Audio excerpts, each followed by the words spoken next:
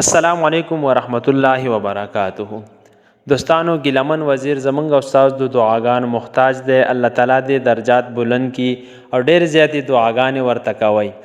بله خبره د هغه د جنازې د ټیم ده. هغه جنازه به سبا د جمعې په ورځ ادا کیږي. نن به ځکه نه ادا کیږي چې هغه به نن ماښام یا ماخوستن خپل ابایي کلي ته رسي. هغه به د پېښور ته ځي په موټروی باندې، بیا به د هغه ځای نه کوواټ ته، بیا به د بنو په سایډ باندې خپل ابایي کلي ته رسي.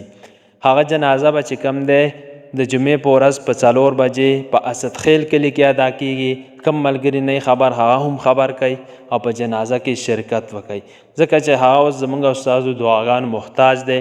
ګیلمن وزیر چې کوم دی په قام مین سړی و، په پښتنو باندې مین سړی و، په پښتنو باندې ننګ او غیرت کاو. نو موږ به هم اوس په دعاګانو کې یاد ساتو. ډېره ډېره مهرباني.